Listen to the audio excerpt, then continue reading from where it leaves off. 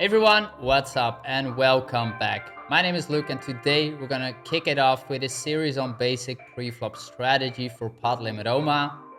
In the coming days and weeks, I will publish different videos that will cover different pre-flop decisions, pre-flop actions that are relevant to learning more about the game of pot limit omaha. Now today we're gonna look specifically into raising first in. Before we're gonna look into the content of this video, I wanna mention to all of you that we have a Discord channel. The link is below the video. You can check it out there. If you are interested in talking PLO strategy, poker strategy with hundreds of other people, then definitely make sure to check it out. It's totally for free and you can get access by copying the link below. Okay, that being said, let's jump right away into the footage of today. It's about raising first in. As mentioned, today is specifically this action, and in the future we will cover different pre-flop decisions. Okay, when we talk about raising first in, the first thing that is important to know that we want to know more about our overall frequencies and the overall strategy that we want to play. So to do that, I created here this overview for you where we're going to compare low stakes versus mid stakes versus high stakes. So whatever stake you are playing at the moment, you will learn more about this with this overview. So if you look at our raise first in strategy from early position, you can see that whether you were playing PLO 50, which is the red bar, PLO 500, which is the orange bar, or PLO 5000, which is the green bar, the raise first in strategy is very similar, and it's hovering around 16 to 17% of your hands.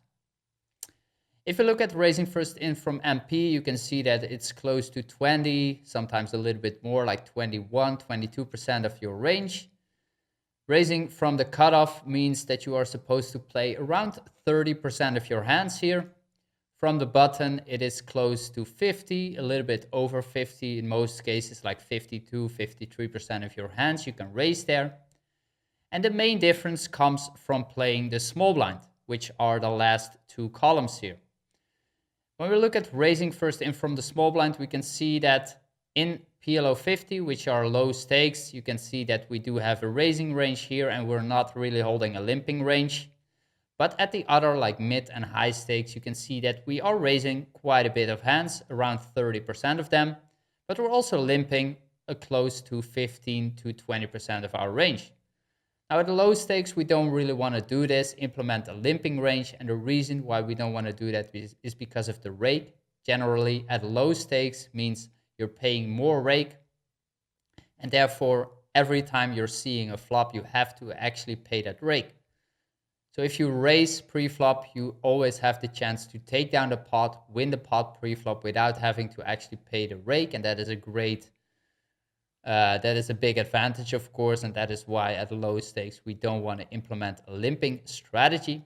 But at mid and high stakes, where the rake is relatively lower, we do want to implement a limping range because it allows us to play a few more hands. That being said, today this is the overview. You can check it out. You can pause the video if you want to pay more attention to it, but we're going to move on. Today I'm going to specifically focus on raising from early position, which is the tightest range as you've just seen. We're raising around 16, 17% of our hands. Here's an overview specifically for PLO 50 rake levels. If you want to look deeper into it, then please pause the video, but I'm going to move on now and I'm going to give you some takeaways on this chart that is in front of you. Okay, first things first, aces from early position, no surprise, but I still want to show it to you. We're just always raising, so let's move on. Kings here. Kings is interesting because many players are overvaluing kings. They are playing them too aggressively and raising them way, way too often. As you can see, we're only supposed to raise kings 46% of the time. But the question, of course, is like what kings are in there. I'm going to show you a couple of hand examples here about kings that you can actually open raise here with. But I want to give you a side note on that the hands that I'm showing are sort of the bottom of our open raising range. So they do make some money, but like the weaker combos generally are better off just folding. For example, a hand like king, king, 10, 8 single suited. We do have a king high suit. We are somewhat connected. And the hand is definitely fine to open raise with here. But single suited kings, with lower side cards and weaker connectivity are generally just better off folding from early position, and I still see many players open raising them way too often, so be careful not to do that. It will just get you in a lot of problems post flop. You're not blocking aces, so the chances of getting 3-bet are therefore much higher, and it's just not a great hand, especially if you're more disconnected or your sidecars become lower. Double suited kings are generally, most of them are always in open. For example, king 5 deuce, even with the two low sidecars, it's totally fine to play them.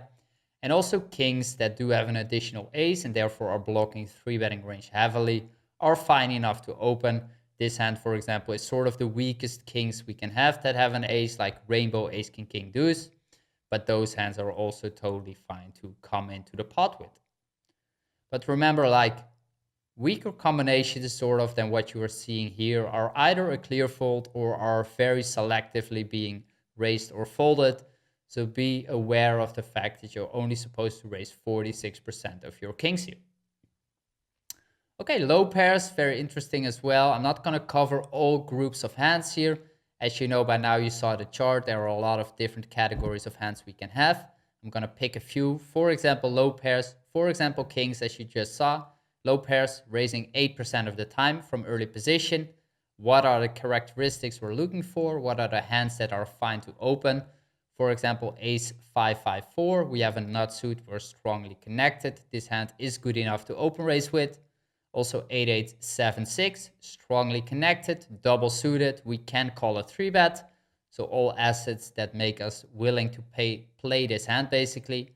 And also a hand like ace king 9-9, like the hand is somewhat disconnected still, but the fact that we block the ace, we block the king, therefore block 3-betting ranges, we still have the nines and we have a nut suit, makes this hand fine enough to come in for a raise here. Now let's continue with some unpaired hands. So double suited rundowns, meaning a rundown, meaning a hand that doesn't have a pair in there. This one without an ace specifically, raising them 20% of the time. Hands that you want to think of here are king jack 9-7 double suited, 2-gapper, totally fine to open raise with. Jack 10-7-6 double suited, also totally fine to open raise with. But remember that these hands aren't crushing in terms of EV. Like it's not true that you're going to print a lot of money with these hands. They look very nice. They look very smoothly connected. They look extremely playable. But in reality, remember that you're up against 5 players at least behind you in this situation. You're non-nutted in terms of the suits. You don't have an ace-high suit, and you still have a lot of gaps in there. So the more gaps you have, the more selective you should become. Here we are looking at a 3-gapper, a 2-gapper, and in general, like 3, 4, 5 gappers. I see people overplaying them way too often, and in general, you just want to fold the majority of them from early position. But the less gaps you get, the better your hand becomes, and Jack 10-7-6 is therefore good enough to open, and also the lowest hand sort of that we're open raising with here, Jack 6-7-5-6-5-4-3 double suited is totally good to open raise with. Lastly, single suited and rainbow rundowns that do have an ace in this instance. You can see that we are raising quite a bit of them, 29% of the time. Hands that are capable of raising are ace king jack 9 here. We are strongly connected with like 4 high cards. We do have a suit in there and the hand is fine enough to open raise with. Also a hand like ace jack 9-8, although this hand does have like a couple of gaps in there and it's not a high EV hand at all. It is somewhat playable. But remember to always keep in mind that like these gappy single-suited rundowns aren't extremely high EV open raises. And I see players overvaluing them quite a bit, many times. So be selective, take a look at the table, what is happening, and then base your decision on whether you want to open raise them or not. Lastly, a7-6-5, like a perfectly connected 3 perfect connected cards at the bottom, definitely good enough to open raise, and therefore it is fine to come into the pot. So these 3 examples, again, good open raises, but keep in mind that the more gappy you get, the lower your sidecars become, like the more selective you should basically be.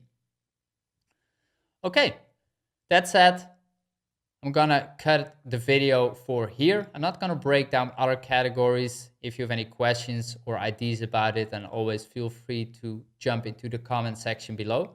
Otherwise, as said in the beginning of the video, make sure to check out our Discord channel where there are hundreds of people talking PLO and poker strategy day in, day out. And you can also learn more about pre-flop raise first in the strategy in there. That being said, hope to see you back soon here with another episode about basic pre-flop strategy for pot limit Omaha. My name is Luke here, and I will see you back here soon. Take care, have a great day, and good luck at the tables.